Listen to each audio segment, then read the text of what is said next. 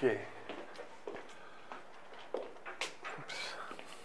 Ça marche ou pas? Oui, donc vous me demandez la différence entre D et delta. Oui, alors j'aurais peut-être dû laisser des deltas tout le temps. En fait, ce que j'avais dit, c'était que donc delta, c'est D comme delta comme différence, comme incrément, enfin différence. Hein, d'accord. Donc delta R, c'est une variation de position, variation de R. Par définition, ça, c'est R après moins R avant. C'est la variation. Et de même, delta T, c'est la variation de T. En fait, delta de quelque chose, c'est la variation de la chose. Donc c'est le temps après moins le temps avant. Et donc, delta R sur delta T, c'est la variation de position divisée par la variation du temps. Évidemment, si vous êtes à vitesse constante, la variation de position sera 2 fois plus grande si vous attendez 2 fois plus longtemps, etc. Donc c'est vraiment le rapport des deux qui donne la vitesse. Mais ça, c'est si... Alors, enfin, le problème, c'est que si la vitesse est en train de changer, entre la position du corps à l'instant t et la position du corps à l'instant t plus dt, donc ça, le delta R, c'est la différence de position. Le delta t, il est ce qu'il est. Enfin, pardon, t plus delta t ici. Le delta t, il est ce qu'il est. Le delta R aussi, mais si entre là et là, le corps a changé de vitesse, ça, c'est quelle vitesse? C'est la vitesse moyenne. C'est-à-dire, si là, il allait lentement, puis là, il va plus vite, le début du changement de position, il s'est fait lentement, puis après, il s'est fait plus vite. Là, vous avez la vitesse moyenne. D'accord? Donc, si vous voulez la vitesse instantanée, vraiment à un instant donné, à cet instant-là, en fait, il faut prendre un tout petit incrément delta R par rapport à un tout petit delta T. D'accord? Et en fait, même là, si vraiment le corps il est accéléré, en fait, la vitesse là, c'était pas la même que là.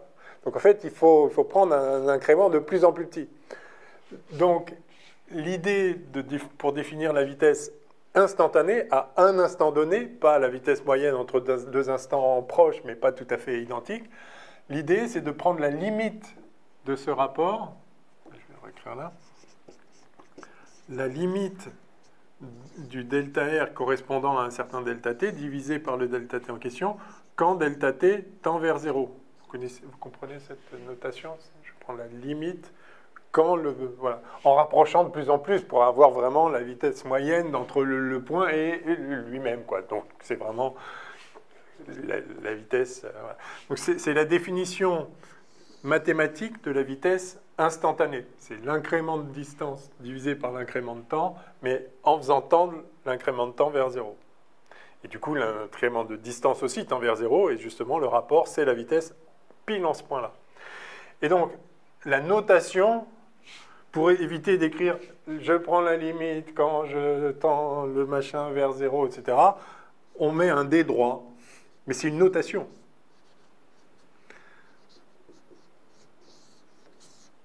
Cette notation, ça veut dire ça. D'accord. Et du coup, le delta minuscule que j'utilise, est-ce qu'il est différent du delta majuscule? Oui, alors, c'est assez informel, mais effectivement, quand je mets un delta majuscule, c'est un grand delta, ça désigne une variation de position, de quoi que ce soit, ou delta E pour si c'est une énergie, ou delta n'importe quoi, une variation qui n'est pas infinitésimale. Dans le petit delta, il y a l'idée que je prends un tout petit déplacement. C'est juste ça. Après, bon, c'est des conventions relativement standards, mais Mais vous faites bien de poser la question, effectivement. Donc là, tout ça, d'ailleurs, en l'énonçant, j'ai dit incrément de position, incrément de vitesse. Cet incrément, voilà, si je dis incrément, je laisse entendre que c'est petit, quoi. C'est juste, je fais un petit changement. C'est uniquement pour éviter le problème de si la vitesse varie pendant l'intervalle que je considère, du coup, de quelle vitesse je parle? Celle de la fin, celle du début, celle du milieu, la moyenne, en fait. Donc, si on veut, à un instant donné, il faut faire tendre cet incrément temporel vers 0, le rendre infinitésimal. Donc, je mets des petits deltas, mais j'aurais pu écrire la même chose avec des petits deltas. Voilà. Techniquement, c'est la limite quand ce delta tend vers 0. Là, on a pile la vitesse instantanée, ou l'accélération instantanée, etc.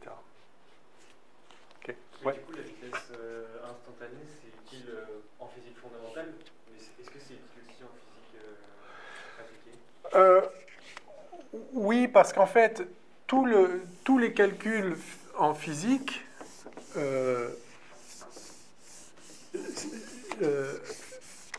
utilisent, enfin, quasiment tous les calculs utilisent le calcul différentiel qui justement permet de traiter des situations où la vitesse augmente continuellement. Toujours pour prendre notre exemple, j'ai un corps de masse m qui est tiré par son poids vers le bas. Enfin,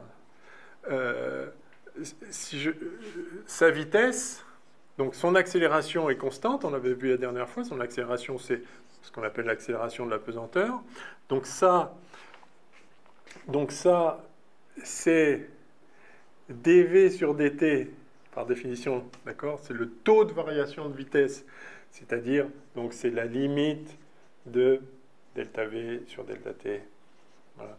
Ça, donc c'est g, l'accélération de pesanteur, ça c'est la loi physique, enfin, pour cette force-là.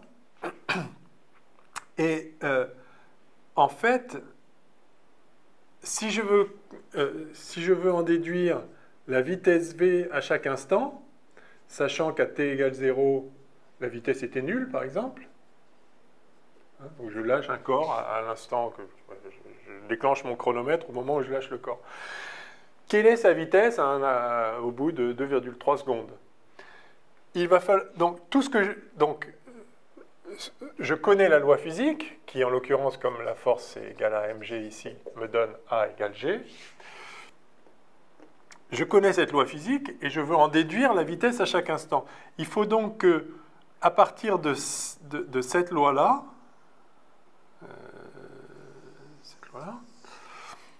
je déduise la vitesse à chaque instant. Ça se fait via le calcul.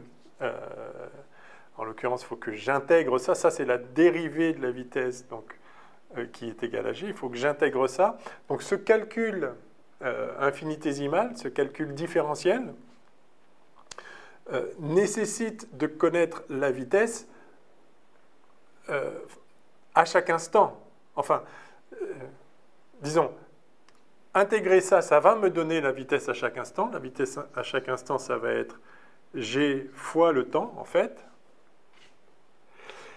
Et est-ce que j'ai besoin de savoir la vitesse à chaque instant? Alors, enfin, éventuellement, oui, si je veux... voilà, si je veux répondre à la question, par exemple, quelle est la vitesse du corps quand il arrive au sol? Il faut que je sache à quel moment ça se produit, etc. Mais maintenant, si je veux en plus savoir la position du corps à chaque instant, v, c'est la dérivée de la vitesse par rapport au temps. C'est donc la limite des delta R, etc., quand delta t tend vers 0. Mais là aussi, de ça, par le calcul différentiel, enfin, pour connaître le petit incrément delta R, donc le corps est en train de chuter, donc delta R vers le bas, mais qu'à cela ne tienne, pour connaître le petit incrément delta R pendant delta t, il faut que je connaisse la vitesse à ce moment-là. Mais en fait, il faut que je connaisse la vitesse ici, mais pendant delta t, le corps, donc il va se retrouver un peu plus bas, mais il aura déjà une vitesse plus grande, en fait. Donc il faut que je prenne en compte, pour connaître vraiment l'incrément delta R pendant delta t, il faut que je sache là, dans la première partie du delta t, il y a eu un incrément lié à la vitesse qu'il avait là, mais pendant la deuxième partie du delta t, il avait déjà une vitesse plus grande, il faut que je le prenne en compte. Donc en fait, j'ai vraiment besoin de savoir à chaque instant de combien le delta R progresse par unité de temps. Le taux de progression de la position est proportionnel à la vitesse à chaque instant, et cette vitesse elle-même varie à chaque instant en fonction du taux du taux d'augmentation de la vitesse, c'est-à-dire de l'accélération. Donc, c'est vraiment pour le calcul, on pourrait se dire, c'est impossible de savoir du coup, parce que, combien rajouter, ça dépend de quelle est la vitesse, mais combien rajouter pendant combien de temps, et pendant ce temps-là, aussi petit soit-il, pendant ce temps-là, la vitesse a changé, donc je ne sais pas quoi rajouter. Justement, le calcul infinitésimal permet de traiter ça de façon complètement continue. C'est-à-dire, à chaque instant, on a la vitesse, et à chaque instant, on a le taux d'augmentation de la position, enfin, le taux de variation de la position, et on appelle ça intégrer, on peut vraiment, et c'est très simple d'un point de vue du calcul, c'est extraordinaire, hein, donc Leibniz, Newton, les inventeurs ou découvreurs de ce calcul infinitésimal, justement, c'est une phase, enfin, aujourd'hui, on sait, enfin, depuis des siècles, enfin, au moins un et demi, deux, on sait formaliser très précisément, c'est-à-dire donner une base rigoureuse mathématique à ce calcul qui arrive à rendre compte d'un effet global sur un intervalle de temps fini de modifications qui, à chaque instant, sont différentes, en fait. Mais à chaque instant, on revient au problème du continuum et de Zénon, c'est-à-dire, il n'y a pas deux instants où la vitesse est la même. Aussi petit soit l'intervalle de temps, la vitesse à la fin de l'intervalle n'est pas la même qu'au début. Et donc, il faut arriver à traiter ça continuellement de façon cohérente. C'est assez remarquable qu'on puisse, en fait. Parce qu'on pourrait se dire, c'est sans fin, ok, on va faire des approximations, on va découper le temps en petits bouts, et puis on va prendre à chaque fois, à peu près, on va prendre la vitesse du début pour calculer l'incrément, puis etc. Mais sauf que ce n'est pas tout à fait juste, en fait. Alors, on pourrait aller comme ça, on pourrait aller jusqu'à une approximation aussi bonne qu'on veut, enfin, réduire le taux d'erreur. Mais en fait, on peut annuler le taux d'erreur en faisant justement cet exercice, en passant aux limites.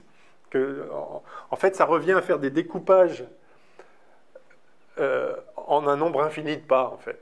Un découpage à des pas de plus en plus petits. Et donc, tout ça est pris en compte automatiquement par le calcul différentiel, qui n'est, par essence, rien d'autre qu'un passage à la limite d'un découpage en un grand nombre de pas vers un découpage en un nombre infini de pas de plus en plus élevé.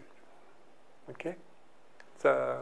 Donc oui, même pour la physique appliquée, on a besoin de ça parce qu'en fait, si vous calculez n'importe quoi avec une variation continue de certains paramètres, et c'est toujours le cas dès lors que vous avez une force, l'accélération elle est ce qu'elle est, mais donc la vitesse varie continuellement, et donc quoi que vous fassiez, il faut prendre ça en compte si vous voulez avoir un résultat précis. Et par ailleurs, en fait, le calcul différentiel est extrêmement simple. C'est ça qui est... C'est-à-dire que la dérivée de la fonction x2, si vous la dérivez, c'est-à-dire si ça c'est votre fonction f de x égale x au carré, par exemple, eh bien la dérivée de f par rapport à x, c'est-à-dire le petit incrément de f, quand vous changez un petit peu x, f de x change, évidemment, puisque c'est x au carré. Si vous changez x, f change, eh bien, l'incrément, le delta f sur delta x, ça va être quoi? Ça va être x plus delta x au carré, le nouveau f, moins x au carré, l'ancien f, avant l'incrémentation, divisé par delta x, bien sûr.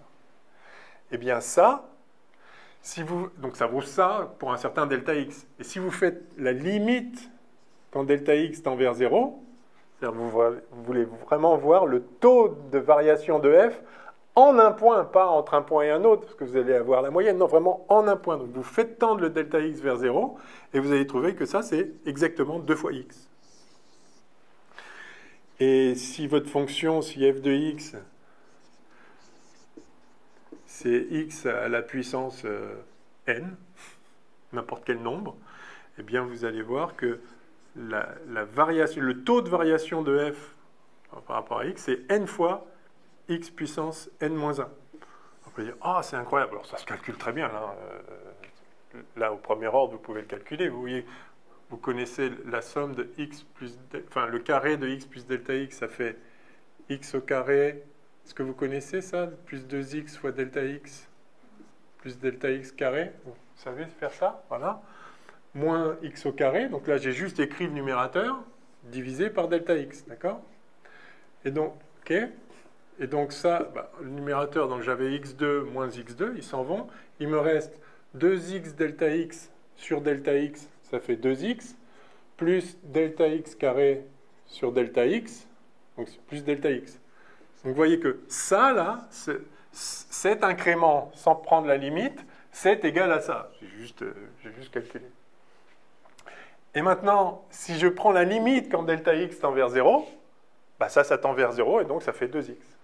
Et donc, vous venez de retrouver la formule de la dérivée de la fonction x2. En une ligne, c'est trivial. Vous faites pareil avec x puissance n et vous allez voir que ça donne ça. Vous faites pareil avec la fonction sinus de x. La dérivée, donc le petit incrément de sinus x, quand vous changez un petit peu x, ça vaut ce que ça vaut. Mais si vous faites tendre le delta x vers 0, si vous faites juste une infinitésimale variation, vous allez voir que ça, c'est égal à cosinus de x, en fait. Voilà, et donc, en fait, ce calcul différentiel, qui aujourd'hui est posé de façon extrêmement rigoureuse, disons, l'essence, c'est vraiment ça. Vous faites une petite variation du paramètre et vous regardez comment varie la fonction, et puis vous ramenez le paramètre de plus en plus petit pour avoir vraiment la variation à l'endroit où vous êtes, le taux de variation à l'endroit où vous êtes. Ce calcul-là, il se fait, et en fait, c'est tellement simple, parce que voilà, il y a... Ça donne ça, ok. Sinus, ça donne cosinus, ok.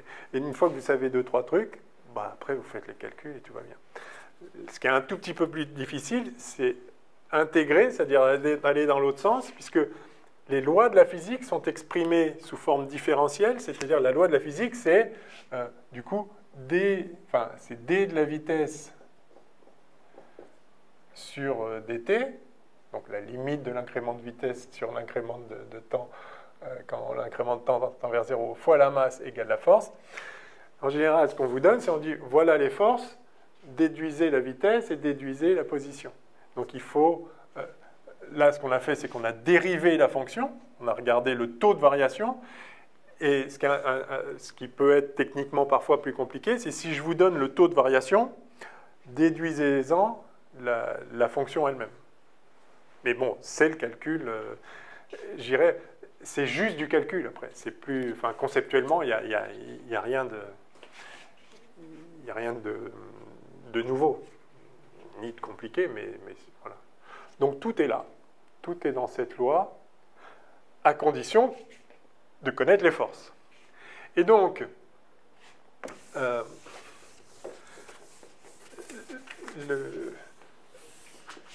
cette loi... Cette égalité entre la force et la masse fois l'accélération peut être lue dans les deux sens, en quelque sorte.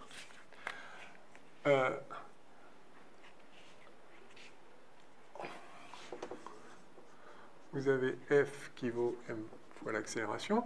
Donc si vous observez un mouvement, par exemple, pouf, voilà, un truc qui bouge, vous pouvez regarder son mouvement, si vous étudiez son mouvement, vous allez voir que la vitesse varie, par exemple, ou pas. Mais si elle ne varie pas, vous savez qu'il n'y a pas de force. Ou en tout cas que la résultante de toutes les forces qui s'appliquent, c'est 0.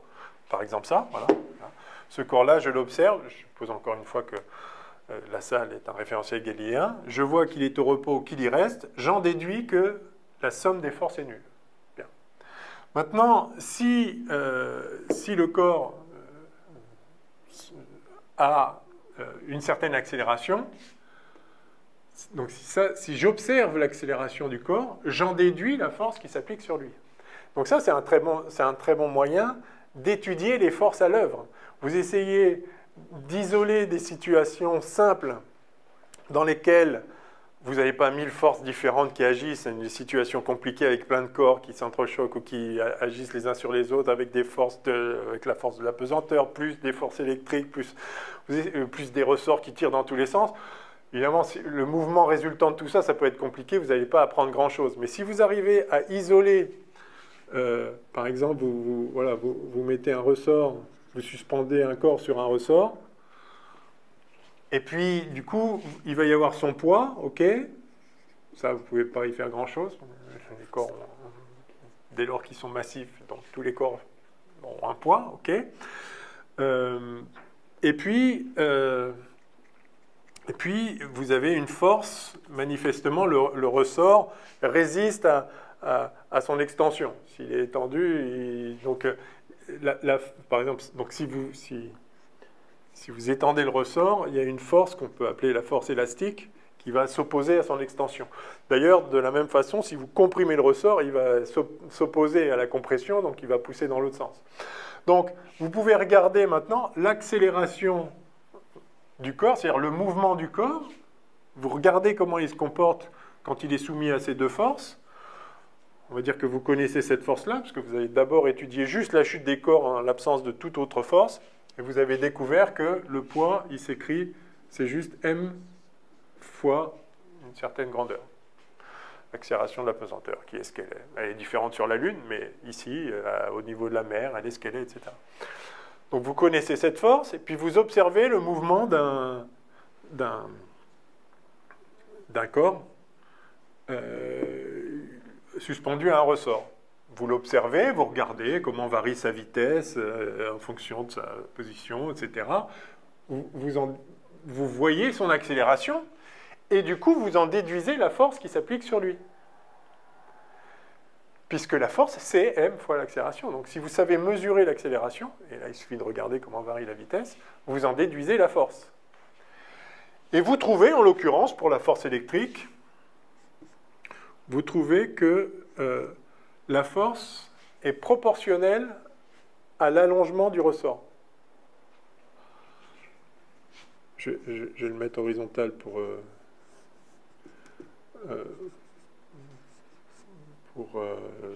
éliminer le poids. C'est-à-dire que le poids ne disparaît pas, il y a le poids vers le bas, mais manifestement, il ne s'enfonce pas dans le support. Donc le support, il y a une force de contact qui agit verticalement au sens opposé du poids. Voilà, donc je pose sur la table un corps attaché à un ressort attaché au mur, là. Et au repos, le ressort a une certaine longueur, mais 0. Et puis, j'ai un petit accroissement, là, ici. Enfin, petit ou pas petit, d'ailleurs. J'ai un accroissement, je vais le noter delta x. Du coup, si j'appelle ça la coordonnée x. Donc là, c'est un grand delta parce qu'il n'est pas forcément petit, le delta. J'ai une variation de la position. Alors, si vous... Ouais, enfin... je vais noter L, sa longueur complète. Et du coup, l'accroissement, c'est L moins L0, d'accord? Voilà, tourne-le comme ça. Eh bien, je constate, justement en faisant des expériences, en voyant comment le ressort se comporte, enfin, comment le corps se comporte, et donc lorsqu'il est attaché à un ressort, donc j'en déduis la force élastique, et je constate que cette force, elle s'exprime de la façon suivante. La force est proportionnelle à l'allongement, et ça on le sent intuitivement, plus on tire, plus on veut étendre un ressort, plus il faut tirer fort. Donc plus il est déjà étendu, plus la force est grande. Et en fait, alors il y a un certain coefficient, qu'on note K en général, mais peu importe, donc ça c'est un coefficient qui caractérise le ressort, c'est ce qu'on appelle la raideur du ressort. Ça devient un terme technique, mais évidemment qui fait écho au sens de raideur dans le langage commun.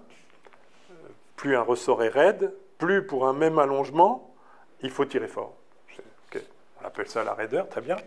Et il y a effectivement un signe moins ici, c'est-à-dire que la force, s'oppose au déplacement. Si vous voulez augmenter la longueur du ressort, alors, moi, il faut que je dise dans la direction UX. Vous vous rappelez, j'avais introduit cette notation UX, c'est le vecteur unitaire, le vecteur, le vecteur de longueur 1 dans la direction de X, où X augmente. Donc, c'est juste pour dire que la force, elle a une direction, et la direction, c'est justement la direction d'allongement du ressort, quoi. Si vous tirez sur un ressort, il ne vous entraîne pas dans une direction opposée, c'est-à-dire il s'oppose à son extension. Donc si vous le tirez comme ça, si vous accroissez sa longueur, il va vous produire une force qui va s'opposer à cet accroissement et qui va ramener le corps, en fait qui va ramener le ressort à sa taille initiale, qui est sa taille d'équilibre. Donc du coup, ça va tirer le corps qui est attaché au ressort. Et donc cette force est proportionnelle à l'allongement. Si vous tirez 2 fois plus, la force est 2 fois plus grande. En tout cas, en première approximation. Donc voilà la force élastique fournie par un ressort de raideur K. Et ça, c'est un coefficient, du coup, qui vaut ce qu'il vaut et qui dépend du matériau, qui dépend de la manière dont le ressort est fait, etc. Mais qui caractérise le matériau une fois pour toutes. Donc vous voyez que c'est une force qui a une expression très simple, qui à nouveau justifie aussi ce formalisme, qui ne pourrait pas être faux dès lors que j'adapte le F à chaque situation, mais justement, le fait que, quelle que soit la situation, la force élastique, elle s'exprime comme ça, montre qu'on a bien isolé quelque chose de pertinent ici. Il n'y a pas besoin de l'adapter à chaque situation, parce que maintenant, si je mets le ressort, justement ce ressort horizontal, je le mets vertical, si j'attache au corps un autre ressort qui vient, par exemple, tirer de l'autre côté, avec une autre raideur, chaque ressort va être caractérisé par sa propre raideur, le formalisme fonctionne, j'ai juste ajouté une force, mais c'est la même loi, il n'y a absolument rien à modifier, donc ce formalisme est pertinent, effectivement. Donc, vous voyez, en observant le mouvement des corps lorsqu'agit sur eux une certaine force que, idéalement, on parvient à isoler, eh bien, on en déduit l'expression de la force et comment elle dépend des éventuels paramètres. Ici, évidemment, pour un ressort, ça dépend de rien d'autre que de l'allongement du ressort. Qu'est-ce qu'il peut faire de compression Alors, ça peut dépendre de la température, par exemple. On pourrait dire le ressort il devient plus ou moins raide en fonction de la température. Et effectivement, ça va être le cas. C'est-à-dire que ce coefficient de raideur, lui, il dépend du matériau, il dépend de la température, il peut dépendre de différentes choses. Il n'y a pas grand-chose dont il peut dépendre, mais la température, oui, un peu, dans une certaine mesure. Voilà, mais en tout cas, la loi de la force élastique, essentiellement, est celle-là. Quand on parlera de l'énergie, on verra en fait pourquoi ça ne peut pas vraiment être autre chose, ce qui est également rassurant pour le formalisme. Mais... Donc voilà. Donc ça, c'est une première façon d'utiliser cette loi de Newton. C'est d'utiliser dans ce sens-là, en quelque sorte. On sait que la force, c'est la masse fois l'accélération. Donc je constate une accélération, j'en déduis la force qui s'est appliquée. Et puis ensuite, je peux utiliser cette loi de la façon opposée, c'est-à-dire M1 égale la force, ou la force égale l'accélération égale la force divisée par la masse. Pareil, d'accord ? Et ça me permet maintenant, si je connais les forces qui s'appliquent sur un corps, et comment je peux connaître les forces ? Justement, parce que j'ai étudié les forces. Voilà. En observant les mouvements, j'en déduis les forces. Je constate qu'il y a quelques forces, la force élastique, les forces de contact, la force électrique, la force de gravitation. Bref, j'arrive en fait à ramener l'ensemble des mouvements des corps à quelques forces que je peux comprendre en fonction de la situation, etc. Et donc, connaissant les forces, maintenant, je peux en déduire le mouvement, c'est-à-dire l'accélération, donc la vitesse, donc le changement de position, donc la trajectoire complète d'un corps auquel ces forces sont appliquées. Donc, si vous voulez, il y a deux temps. J'observe le mouvement, j'en déduis les forces, Mais les forces ont justement ce caractère universel qui est que si maintenant je change la configuration, mais les forces, elles sont ce qu'elles sont individuellement, je peux en mettre plusieurs, les combiner différemment, attacher le ressort ailleurs, etc. Je connais la force. Je vais pouvoir en déduire ce qui va se passer. Je vais pouvoir utiliser cette même loi pour maintenant découvrir la trajectoire, à quelle vitesse elle s'opère, etc. et résoudre tous les problèmes de la physique en principe.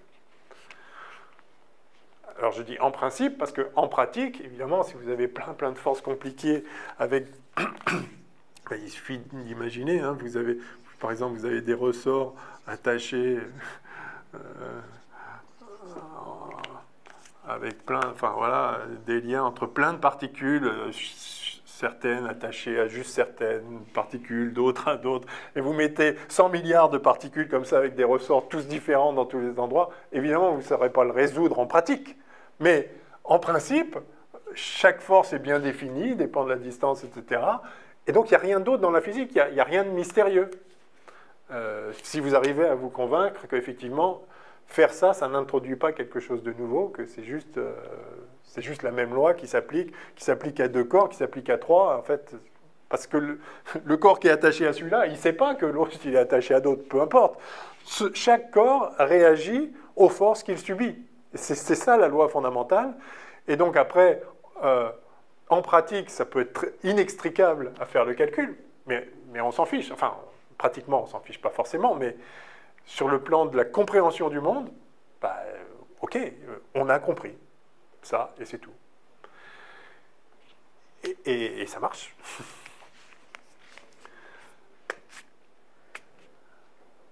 Ok?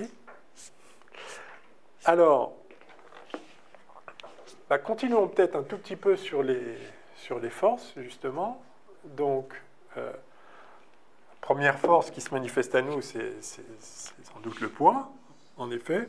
Et là, on peut observer la chute des corps. Je vous l'ai dit la dernière fois, Galilée constate ou comprend plutôt, par le raisonnement, en réalité. Parce que il y a la fameuse non-expérience du haut de la tour de Pise là, qui n'a pas été faite. Semble-t-il, ou peut-être que oui, mais de toute façon, ça peut être que de façon approchée, donc ça ne suffit pas à donner résultat. C'est que vous lâchez 2 corps du haut de la tour de Pise penchée, tant qu'à faire. Parce que Galilée est de Pise, comme vous savez, donc voilà. La légende veut que... on sait que ça n'a pas eu lieu, mais peu importe. Vous lâchez 2 corps, de masse M1, de masse M2, en même temps, et ils arrivent en même temps au sol. Ils chutent de la même façon. Sachant que, par contre, la force de pesanteur exercée sur 2 corps de masse différente est différente, et ça, il suffit de mettre dans sa main un truc lourd et un truc léger, et on voit bien que c'est pas la même force. Ou si vous voulez même faire une mesure précise, vous le mettez à un ressort. Et si vous mettez un corps de masse 2 fois plus grande, à l'équilibre, il va falloir compenser une masse 2 fois plus grande. Donc il faut un allongement 2 fois plus grand, puisque la force est proportionnelle à l'allongement. Donc vous pouvez vérifier effectivement que la force de gravitation, la force de pesanteur, est proportionnelle à la masse. Vous prenez 2 fois le corps, 2 fois le même, et vous mettez les 2 ensemble, vous allez voir que la force est 2 fois plus grande. Donc la force de pesanteur est proportionnelle à la masse. Donc c'est la masse fois quelque chose. Le quelque chose, à l'époque, on ne sait pas trop ce que c'est. Maintenant, on sait que c'est lié à la masse de la Terre, etc. Enfin, c'est la loi de gravitation universelle de Newton. Donc Newton a compris ce que c'était. Mais... en tout cas, ce qu'on peut dire juste en observant très simplement comment... le poids se manifeste sur des corps de différentes masses, etc. On voit que le poids, c'est la masse fois quelque chose. OK, proportionnel à la masse. Si 2 corps de même masse chutent à la même vitesse, si 2 corps de masse différente chutent à la même vitesse, enfin avec une même progression de la vitesse, c'est-à-dire qu'ils ont la même accélération, il faut effectivement que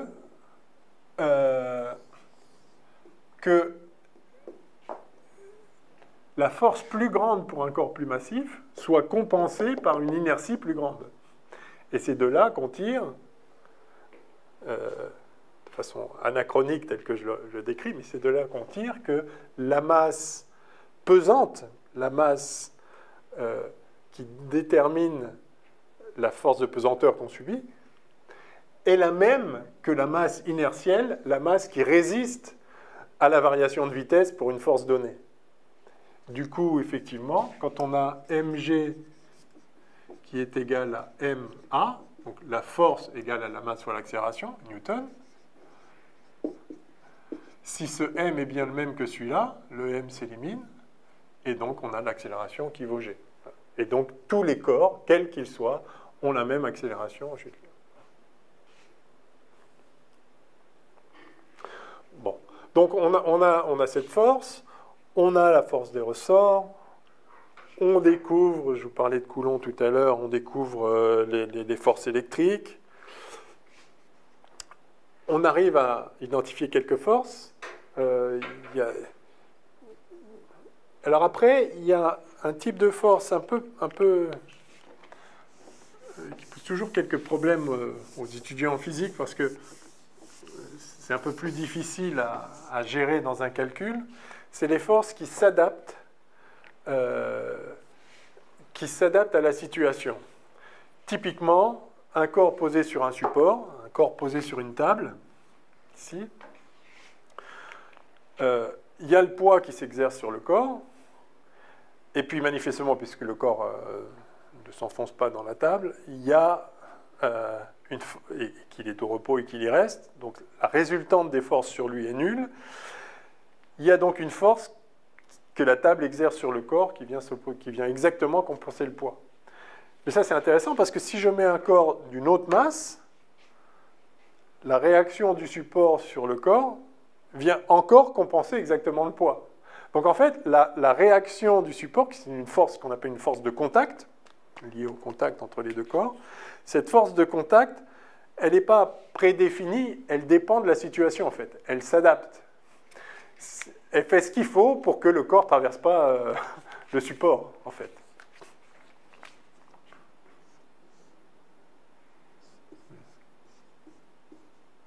Poser un corps sur une table.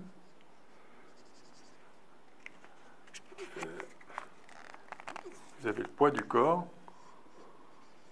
Vous avez la réaction du support. Je note R. Et la réaction est égale à moins le poids. Si j'augmente le poids, j'augmente la réaction. Enfin bref, donc ça s'adapte. Donc, contrairement à la force élastique qu'on a vue avant, où je peux vous dire s'il y a tel allongement du ressort, voilà la force qui s'exerce. Et quelle que soit la situation, s'il y a tel allongement, il y a telle force. Là, je ne peux pas vous dire quelle est la force qu'exerce une table sur un corps. Bah, ça dépend du corps, et puis ça dépend même de la situation. Parce que si maintenant je mets un corps sur un plan incliné, par exemple, comme ça,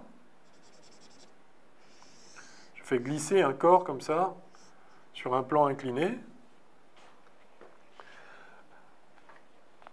Alors il y a le poids qui s'exerce sur ce corps, mais le poids il tire verticalement comme ça. Or le corps, il ne va pas du tout se déplacer verticalement comme ça. Il va se déplacer dans ce sens-là, évidemment. Pourquoi? Parce qu'il ne rentre pas dans le support. Mais pourquoi il ne rentre pas dans le support? Ben justement parce qu'il y a une force de contact et le support le repousse. Et le support le repousse, alors le support exerce une force qui a une composante orthogonale au support, c'est-à-dire qui empêche que le corps pénètre dans le support. Puis il y a éventuellement des frottements qui s'opposent au fait que ça glisse. Les mêmes frottements qui font que ce truc-là, il ne tombe pas. Hein, on a vu tout à l'heure que ça, il y a le poids qui tire vers le bas. Ok, il y a la force magnétique qui attire comme ça. Mais pour s'opposer à la chute, il faut bien qu'il y ait une force qui tire vers le haut. Alors là, il y a des frottements, d'où ils viennent, etc. Mais en tout cas, il y a aussi une force qui s'exerce tangentiellement au support, en l'occurrence. Il y a une force, donc, si je pose un corps sur un plan incliné, de façon générale, il y a une force qui qui est orthogonale au support, qui vient s'opposer au fait que le corps rentre dans le support, ce qui serait le cas s'il n'y avait pas de force de contact entre le corps et le support, ben, le poids tire par là, le corps il ferait ça, il ferait un trou dans le support. Voilà. Donc il y a quelque chose qui s'oppose à la pénétration dans le support. Ok, donc c'est une composante orthogonale au support, ça ne rentre pas dans le support, donc ça repousse du support. Et puis il y a éventuellement une composante ici, à l'interface ici, qui vient frotter et s'opposer au mouvement tangentiel au support. Donc vous avez une petite force ici, je peux noter petit f comme frottement, et puis ça c'est la force de réaction. Non, tu ne rentreras pas dans le support. Voilà. Donc il y a deux composantes de force comme ça. Et ce qui est intéressant, c'est que, enfin le point que je voulais souligner, c'est que ces forces de contact, encore une fois, contrairement à la force élastique où je peux dire j'ai tel allongement donc j'ai telle force, là ça va dépendre de la situation au sens où la composante de réaction du support qui empêche la pénétration, elle va à chaque instant être ce qu'il faut pour que le corps ne rentre pas, justement. Donc elle va s'ajuster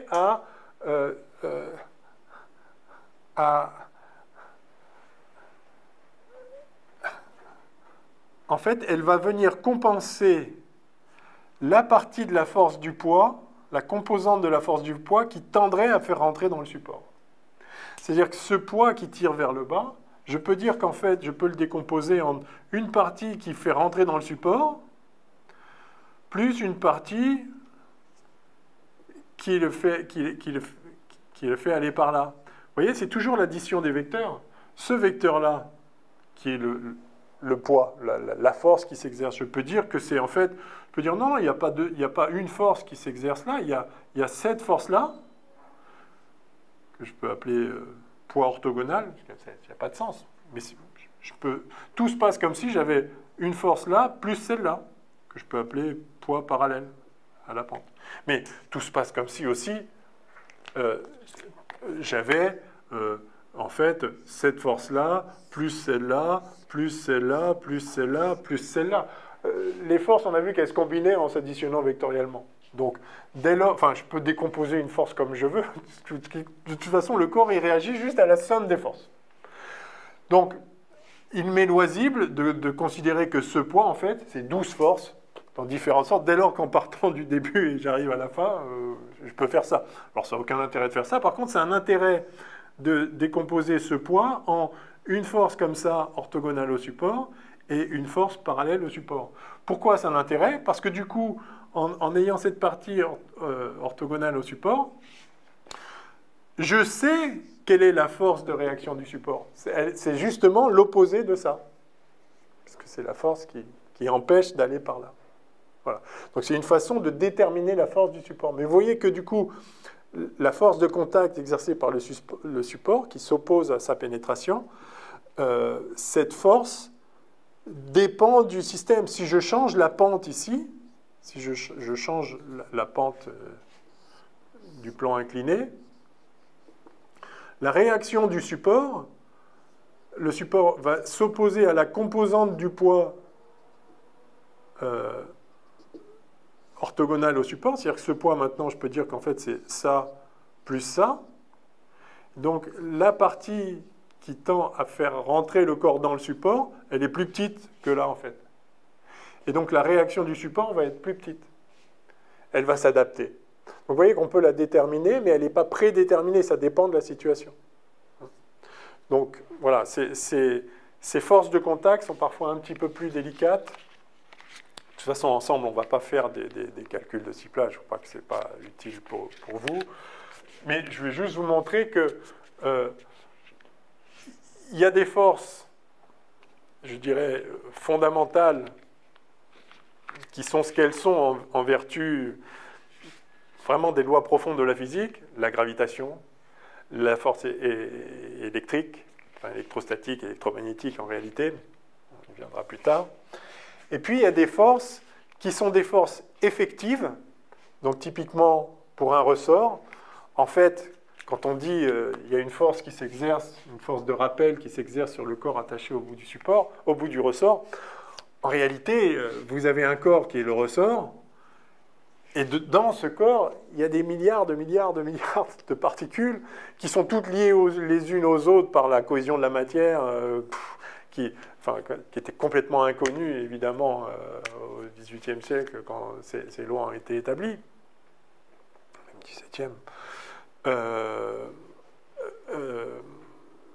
Parce que c'est compliqué, mais ce qui est intéressant, c'est que, ok, peu importe la résultante, l'effet produit par toutes ces interactions entre les milliards de particules qui sont là, qui sont liées par des forces, des forces fondamentales entre constituants élémentaires de la matière, tout ça résulte en le fait que si je les tire d'une certaine longueur, delta L, la force est proportionnelle à l'allongement, ce qui est assez naturel et ce qui est même inévitable quand on raisonne par l'énergie. Donc ça, ce sont des forces effectives qui ne sont pas fondamentales, qui résultent de forces plus profondes, mais qui, globalement, se manifestent avec un comportement qui est relativement simple, parce qu'en fait, on ne voit pas bien comment il pourrait être très compliqué. En fait. C'est un peu comme ce qu'on disait au début pour la chute des corps, pourquoi c'est continu, etc. C'est pourquoi il pourrait se passer quelque chose quand on change la hauteur, d'un seul coup, il se passe un autre comportement. Là, tout ça doit être un peu continu. Et là, vous avez des milliards de particules. Chacune peut faire des choses compliquées, mais enfin, en moyenne, il se passe un truc qui peut... Si je change ce qui se passe pour l'une, ça ne va pas changer la moyenne de toutes. Donc, en fait, il s'établit un truc moyen qui ne peut pas être mathématiquement compliqué, et de fait, qu'il ne l'est pas. Donc, ça, ce sont des forces effectives qui se manifestent à grande échelle, et celles-ci ne dépendent pas spécialement de la situation du corps qu'on attache, etc., parce qu'en fait, la force de rappel, ce n'est pas une force qui s'exerce entre le corps... Enfin, c'est une force qui s'exerce entre le ressort et le corps, mais son origine, elle est uniquement dans le ressort. C'est le ressort qui ne veut pas être étendu. Donc, si on lui attache... donc si vous l'étendez le ressort et vous attachez rien dessus, de toute façon, il veut revenir à sa position d'équilibre. Le fait que vous attachiez un corps fait que le corps va suivre, mais on voit bien que la force qui vient de l'étirement du ressort, elle a trait aux propriétés internes du ressort. Donc voilà pourquoi vous pouvez prédéterminer ce qui va se passer quand vous attachez un corps. Il va juste suivre, c'est tout. Et par contre, il y a donc un autre type de force où vraiment, donc typiquement les forces de contact, où l'origine de ces forces, c'est également une origine profonde au niveau de la matière élémentaire. Donc vous avez ce corps qui ne rentre pas dans le tableau parce que les interactions élémentaires entre constituants du corps et constituants du tableau fait qu'il n'y a pas de pénétration, il se repousse, mais là sur des échelles atomiques. Donc les forces effectives qui se mettent en œuvre et qui empêchent la pénétration des corps sont très complexes, sont complètement cachées dans la physique newtonienne. C'est-à-dire que, en fait, jusqu'au début du XXe siècle, on n'a pas la moindre idée de l'origine de ces forces-là. Et c'est lié... Alors, on peut les ramener à des forces électromagnétiques, mais elles-mêmes, au bout du compte, la cohésion de la matière est liée à des forces nucléaires, et donc à de la physique quantique. Donc, si on regarde dans le détail... in fine, c'est bien l'interaction des particules élémentaires les unes avec les autres qui génèrent toutes les autres forces. Et donc finalement, on peut se ramener, aujourd'hui on a une description de la physique, où on s'est ramené à 4 forces fondamentales, ce qui est extraordinaire. Vous voyez, 4 interactions fondamentales, on va dire, parce que le concept de force a un peu évolué avec l'introduction de la physique quantique, mais donc on a l'interaction gravitationnelle.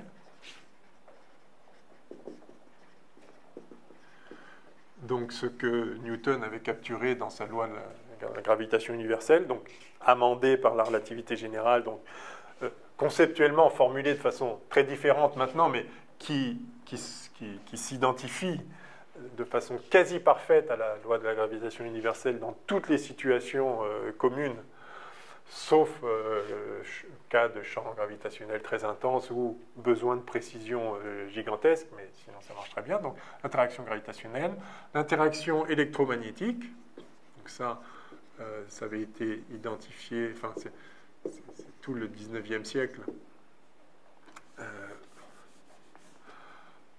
tout le travail du 19e siècle qui culmine dans les équations de Maxwell pour la version classique, et également qui a été reformulée de façon quantique, parce que de toute façon tout est quantique, deuxième force. Et puis on a les interactions nucléaires. On a deux types d'interactions nucléaires, faibles, l'interaction faible, et l'interaction nucléaire forte. Alors en fait, il y a un lien, ces deux-là ont été unifiés, et donc elles sont découplées, mais enfin, il y a des subtilités là, mais essentiellement, on a ces quatre interactions fondamentales, avec une unification ici, mais ça ne veut pas dire qu'il n'y a pas de composantes malgré tout, mais qui dérivent, qui peuvent être traitées de façon unifiée, et puis l'unification avec la force. Donc ça, cette unification a été réalisée, et celle-ci est très probable, et en partie, enfin bon, l'unification n'est pas faite, en tout cas pas intégralement, mais bon, on a bonne raison de penser que ces trois interactions pourraient être unifiées. L'unification de celle-ci pose problème, mais des problèmes profonds, et ça se fera sans doute, ça se fera pas dans le cadre actuel. Il faudra dépasser tout ça pour peut-être unifier. Mais bref, même si on parle de quatre interactions, vous voyez que ramener tout ce qui est connu aujourd'hui en physique, c'est-à-dire tout ce qu'on a pu expérimenter dans maintenant des situations extrêmement diverses. On est vraiment sorti du cadre de notre interaction ordinaire avec le monde à l'échelle qui est la nôtre, dans les circonstances qui sont les nôtres, etc. On a vraiment été capable de sonder la matière dans des contextes extrêmement variés qui n'ont plus rien à voir avec notre intuition. Et de fait, il a fallu faire voler certains aspects de notre intuition, relativité, physique quantique. Donc même dans ce contexte extrêmement étendu, on peut ramener tout ce qu'on observe à ces quatre interactions fondamentales. Donc c'est quand même assez remarquable. Alors encore une fois, quand je dis on peut ramener tout ce qu'on observe à ça, ça ne veut pas dire qu'on est capable explicitement en pratique de rendre compte de tous les phénomènes qu'on observe à partir de ces lois fondamentales, de faire le calcul et montrer que, ah oui, ça se comporte comme ça. En fait, il y a très peu de choses qu'on sait vraiment expliciter,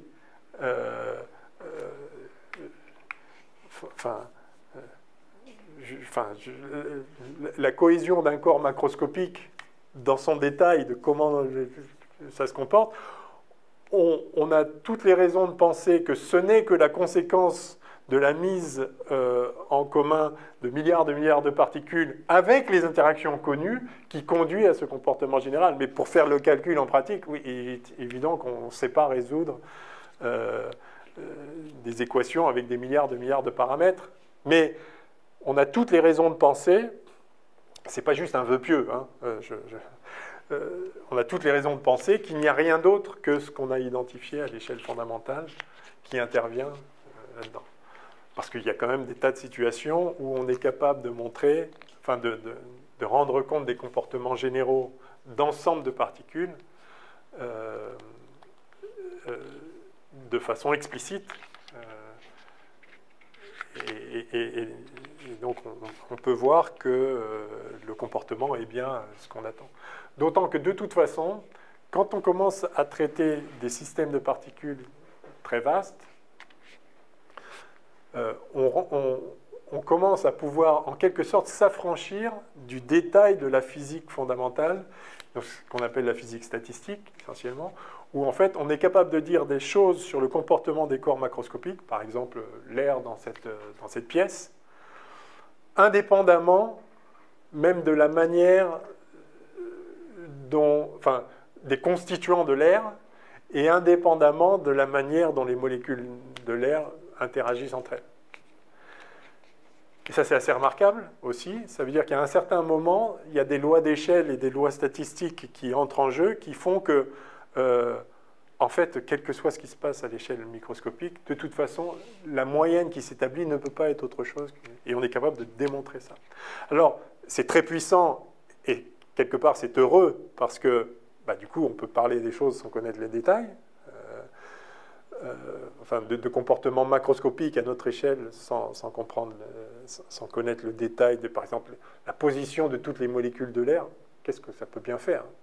Par contre, ce qui nous intéresse, c'est de savoir la température, la pression, voilà. Et on est capable de trouver des lois concernant des quantités, des grandeurs moyennes, la température, la pression, la densité, etc., sans connaître le détail du mouvement de chacune des molécules, dont on se fiche pas mal à notre échelle. Alors, à une autre échelle, ça pourrait par contre être intéressant.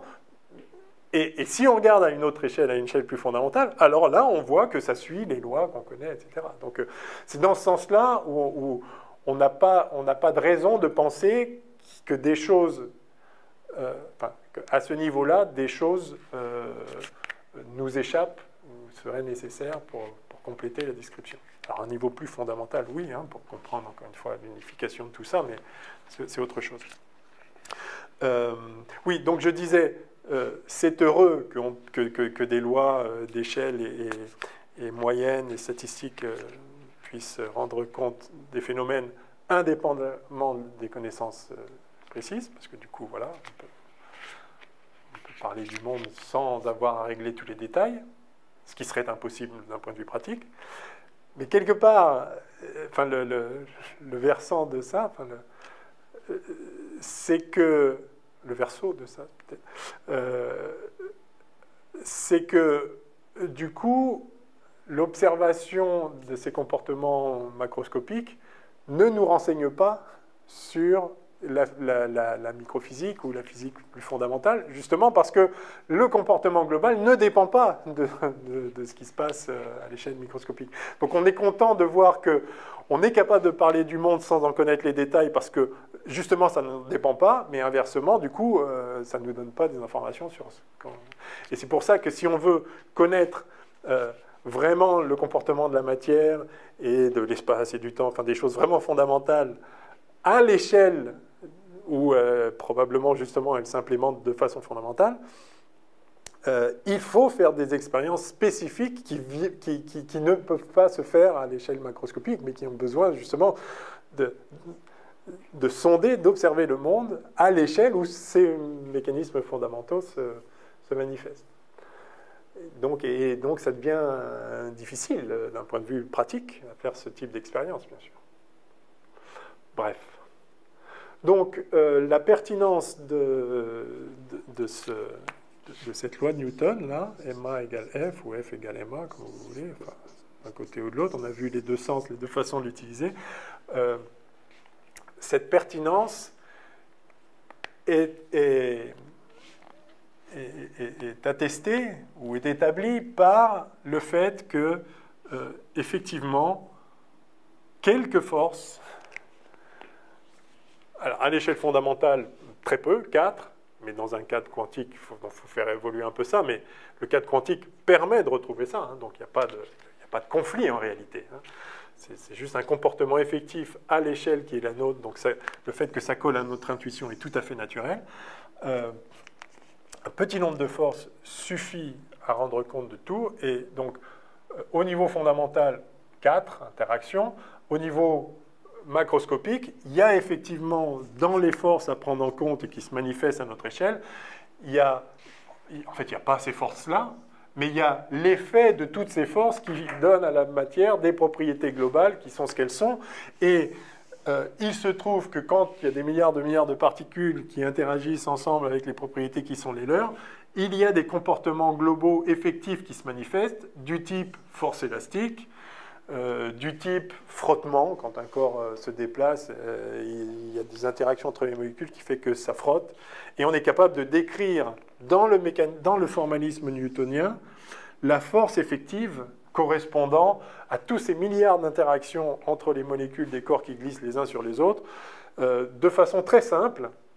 On en rend compte par une force qui s'exprime, par exemple, typiquement, si vous avez des frottements dans l'air, on va constater que, alors suivant la vitesse, ça va être une force qui est proportionnelle à la vitesse du corps ou proportionnelle à la vitesse au carré du corps, typiquement au carré du corps dans la plupart des situations courantes. Que, par exemple, donc, quand vous avez un corps, typiquement, voilà, je fais glisser un corps sur un support, quand je le lance comme ça, et je sais qu'on le sait par expérience, il va finir par s'arrêter. Ça veut bien dire qu'il y a une force qui s'oppose. S'il n'y avait pas de force, il garderait son mouvement éternellement. S'il ralentit, c'est qu'il y a c'est que sa vitesse donc, diminue, donc il y a un incrément de vitesse négatif par là, donc il y a une accélération vers l'arrière, donc il y a une force vers l'arrière. Cette force, en fait, si je veux la localiser, elle a lieu au contact ici, et c'est ce qu'on appelle la force de frottement. Comment caractériser cette force de frottement? Eh bien, on a découvert une façon très simple de modéliser cette force, de la formaliser. Et il s'avère que cette force, dans les circonstances courantes, entre deux solides, cette force de frottement est en fait, si je prends sa norme, c'est-à-dire sa direction, elle s'oppose au mouvement. C'est simple. Hein, donc, je vais le noter. Allez, on va caractériser la force de frottement. Donc, ce qu'on appelle les frottements solides. Donc, c'est une force de contact entre deux solides qui s'exerce tangentiellement à la surface de contact et qui s'oppose au mouvement relatif de l'un sur l'autre. Donc, s'oppose au mouvement relatif.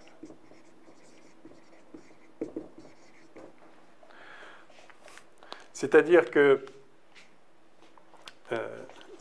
si je veux déplacer ce corps par rapport à la table, comme ça frotte, ça s'oppose à ce déplacement.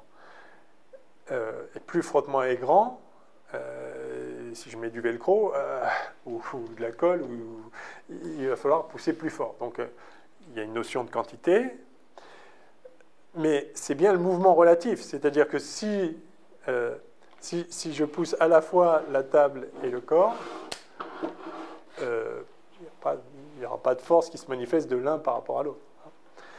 Inversement, vous voyez d'ailleurs que si je tire la table, le corps vient avec. Pourquoi il vient avec? Parce que je n'ai pas exercé de force sur le corps. En fait, s'il vient, c'est que sa vitesse change, donc il y a une accélération, donc il y a une force. Quelle est cette force? Ben justement, la force de frottement, en fait. C'est-à-dire que la force est transmise à ce corps-là. Moi, je tire la table, et la table tire le corps, en fait. Parce que si la table ne tirait pas le corps, alors le corps glisserait sous la table. Et donc, il y aura un mouvement relatif. Or, la force de frottement s'oppose au mouvement relatif. Donc, la force de frottement vient empêcher qu'il y ait ce mouvement relatif, et donc exerce une force tangentielle, encore une fois, qui s'oppose au mouvement relatif. Donc, la direction de cette force, c'est donc la direction, c'est le sens et la direction. La direction, c'est la direction du mouvement relatif, et le sens, c'est opposé au mouvement relatif. Donc, direction opposée. Enfin, je confonds ici direction et sens. Vous rectifiez, je l'ai dit oralement, je ne l'écris pas. Opposé au mouvement relatif. Et quant à sa norme, c'est-à-dire combien vaut la force, eh bien, elle s'adapte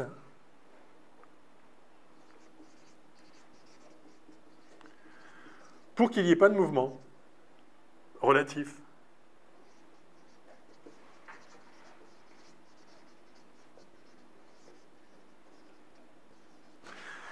Vous voyez, c'est remarquable. Cette expérience est extraordinaire. Hein. Je tire la table, l'objet vient avec.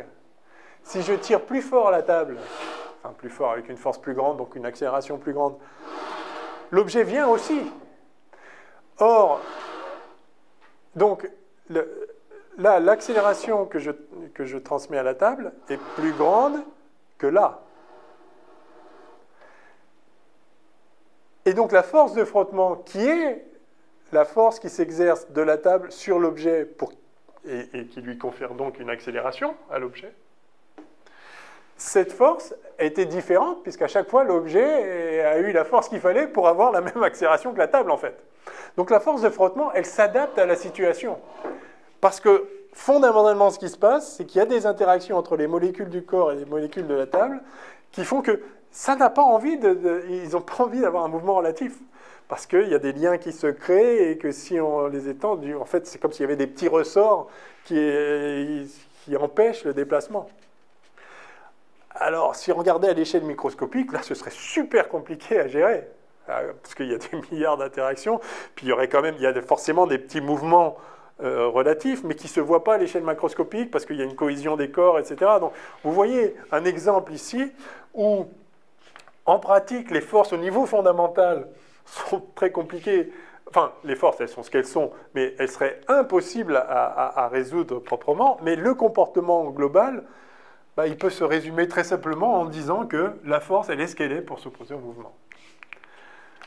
Et ça se passe comme ça. Donc, si on veut traiter à l'échelle macroscopique, d'un point de vue newtonien, toutes ces interactions super complexes de nature quantique, etc., on n'a pas besoin de les connaître. On constate, c'est ce qu'on appelle une force phénoménologique, on constate qu'en pratique, ce qui se passe, c'est que quand vous avez deux corps solides en contact l'un avec l'autre, il y a des forces de contact qui se manifestent, qui sont caractérisées par ça. Il existe... La résultante de tout ce qui se passe à l'échelle microscopique, c'est que vous avez des forces qui s'opposent au mouvement. Mais attention, qui s'opposent au mouvement tant que ça peut. C'est-à-dire que si je tire vraiment fort la table, je vais le faire là, parce qu'en plus le coefficient de frottement est grand, si je prends un corps avec un coefficient de frottement moins grand, vous voyez, là, elle n'a pas suivi. Enfin, c'est le coup de la nappe, là, si vous la tirez fort, voilà. Donc là, c'est-à-dire, ça s'oppose au mouvement tant que ça peut, et à un moment, les forces à l'échelle microscopique ne sont pas suffisantes pour imposer une accélération au corps suffisante. À ce moment-là, donc là, je devrais dire adapter pour éviter le mouvement relatif tant que c'est possible, enfin, ou jusqu'à une force maximale qui dépend de la nature des corps, des interactions entre eux, etc. Hein, si vous mettez une couche de verglas, évidemment, le frottement maximal il va être beaucoup plus petit, etc. Donc on connaît tout ça, mais vous voyez qu'on peut phénoménologiquement traiter tout ça avec simplement un coefficient de frottement, en fait. Donc jusqu'à une force maximale, et au-delà, ce qu'on constate, je vous le dis comme ça, c'est pas juste pour vous montrer le type de choses, le type de formalisme qu'on obtient, au-delà, la force de frottement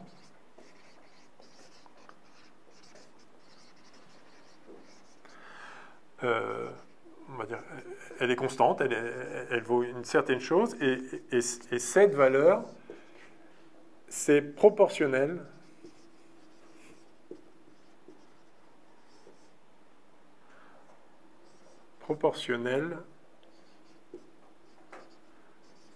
à la force orthogonale. Je note orthogonale comme ça, c'est-à-dire que elle est proportionnelle à la réaction que le support impose pour que le corps ne pénètre pas dans le support. Alors, dit comme ça, ça paraît abstrait, mais en fait, on connaît tous ça. C'est que, voilà, je veux glisser la chaise sur le sol. Alors, si je tire juste un peu, ça ne vient pas. Ça ne vient pas parce qu'il y a des forces de frottement sur les 4 pieds, là. Et donc, ça s'oppose au mouvement. Évidemment, si je tire plus fort, il y a un moment, ça ne peut plus s'opposer au mouvement. Il y a une limite à ce que peuvent faire les forces de cohésion passagère entre les pieds et le sol. Donc, elle vient. Et il y a une certaine force. Et donc, dès lors que ça glisse, la force est constante. Mais ce que je dis là, c'est que la force de frottement est faite proportionnelle à la force de réaction du support. C'est-à-dire que si maintenant, je rajoute sur cette chaise... Donc, quelle est la force orthogonale là, du sol sur la chaise? Eh bien, cette force est exactement opposée au poids de la chaise. On l'a dit avant. Cette force, parce que sinon la chaise rentrerait dans le sol. Donc là aussi, cette force orthogonale, elle s'adapte à la situation. Elle fait ce qu'il faut pour que ça ne pénètre pas. Alors c'est toujours pareil, il y a une limite. C'est-à-dire qu'à un moment, si vous mettez 2 cm, vous mettez un éléphant là-dessus, le sol, il va s'enfoncer. Donc tant que ça peut, ça résiste, et à un moment, ça ne peut plus. Bon, donc supposons que ça résiste, c'est-à-dire qu'on ne détruit pas la cohérence des matériaux. Il n'y a effectivement pas pénétration. Néanmoins, si je pose maintenant ce sac sur la chaise et que je refais l'expérience, là, je peux tirer beaucoup plus fort sans que ça bouge, en fait. Les frottements au niveau des pieds, cette force maximale qui est délivrée quand je fais glisser le corps, elle est plus grande. Et si je m'assois dessus, vous allez avoir du mal à faire bouger la chaise. Surtout si je fais 1 tonne. Et donc, vous voyez que plus... Alors on pourrait se dire, ouais, mais parce que la masse à déplacer est plus grande. Non, non, non, non.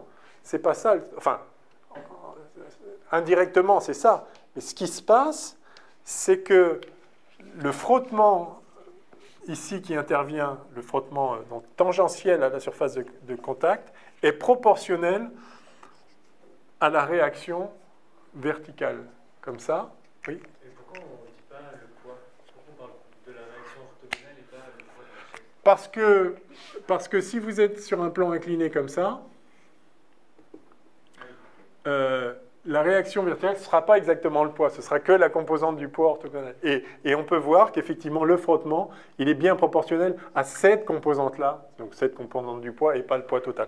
Mais ça fait effectivement partie des expériences qui montrent que c'est bien ça qui se passe. Donc, ayant étudié tous ces frottements, alors à chaque fois, hein, ça prend des décennies, hein, il y a des gens qui se consacrent à ça et qui regardent, qui mettent ça c'est les lois de Hooke, si je ne m'abuse, en mettant des corps de différents matériaux, etc., sur des tapis roulants qu'on peut faire tourner de plus en plus vite pour faire des vitesses de glissement plus grandes, tout en mesurant, par exemple, vous mettez... Donc c'est astucieux et en même temps c'est simple, il suffit de le faire. Hein, mais voilà, tout ça se construit petit à petit. Par exemple, vous mettez donc... imaginez, vous mettez un tapis roulant comme ça, avec une manivelle, vous faites tourner un truc là, enfin le support, vous le faites tourner, et puis vous avez le corps là, et puis vous le retenez par un ressort. D'accord? Et vous faites tourner le tapis roulant là, et puis bah, du coup ça l'entraîne, puis à un moment si ça tourne trop vite, ça ne peut plus l'entraîner. En fait, et puis surtout, le corps il est retenu.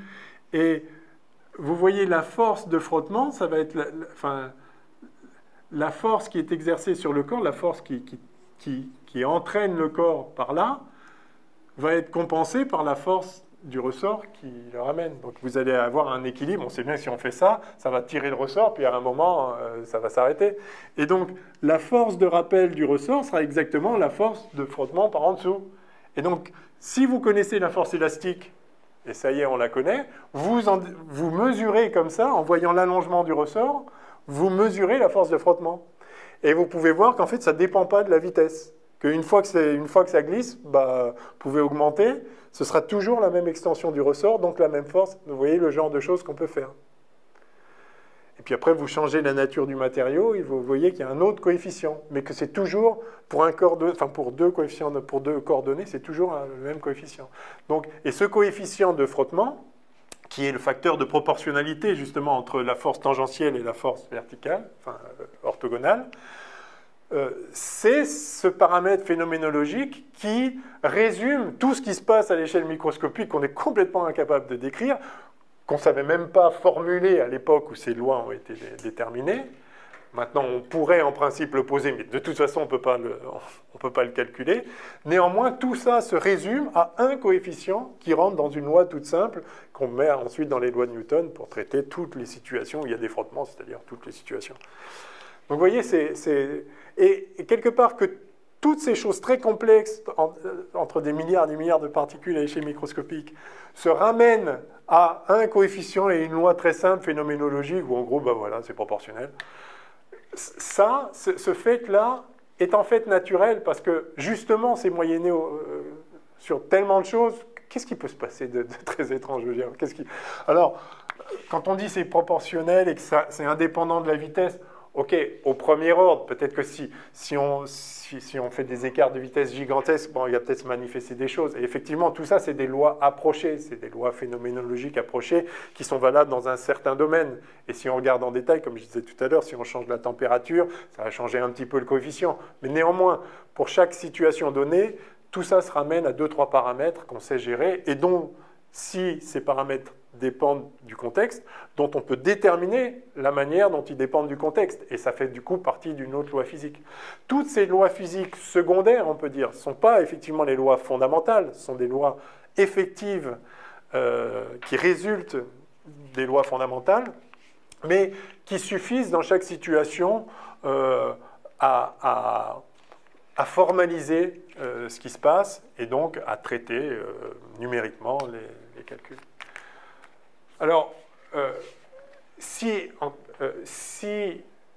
à chaque situation il fallait changer tous les paramètres, évidemment, du coup, le formalisme ne serait pas intéressant. On revient à ce que je disais au début. Si on définit les forces comme étant la masse fois l'accélération, et si les forces sont toujours différentes, on n'a rien fait. On a défini un truc, c'est tautologique. Évidemment, c'est vrai, mais so what?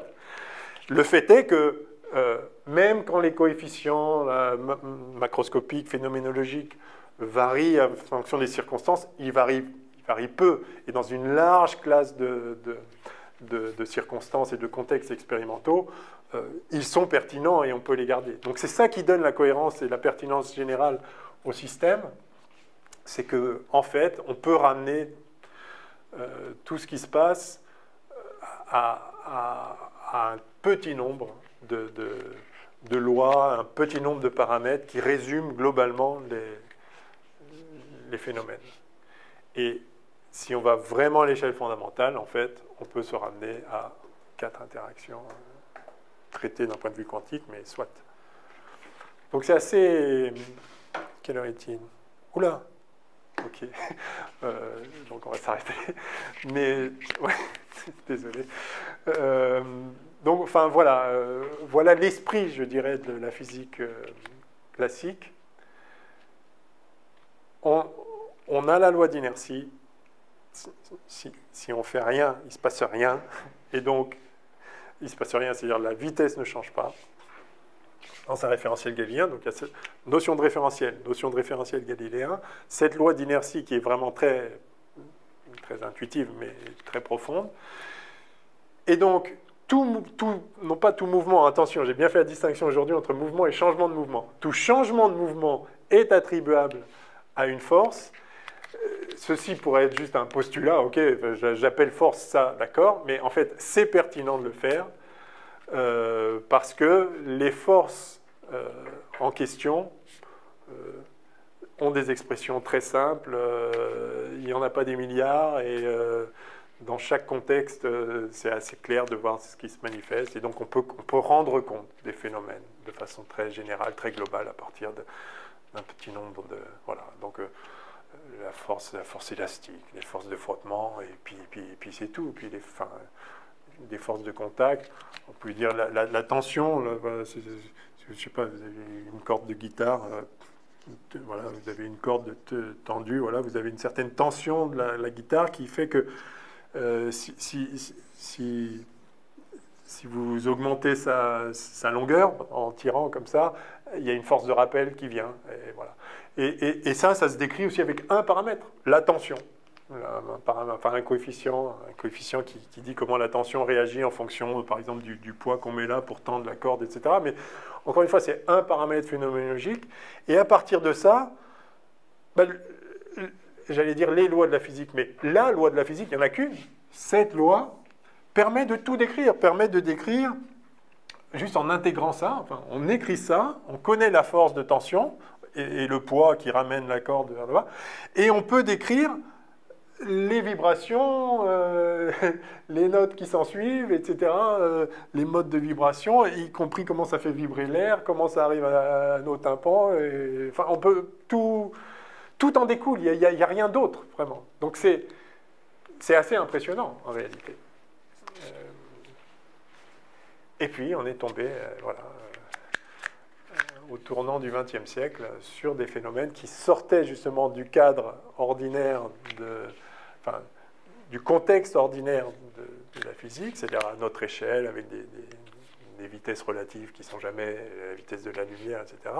Et là, on s'aperçoit que notre intuition que vient formaliser cette loi avec des forces phénoménologiques moyennes qui décrivent les choses, ça c'est bien, mais quand on regarde en détail à l'échelle fondamentale, on s'aperçoit que ce formalisme n'est plus tout à fait adapté.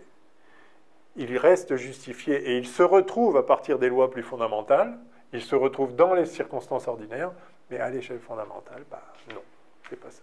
Donc on verra en temps voulu comment ça se passe à l'échelle fondamentale, mais enfin, à l'échelle qu'on considère aujourd'hui, disons, c'est pas tellement qu'on la considère fondamentale, à l'échelle la plus fondamentale qu'on est capable de décrire aujourd'hui. Ok.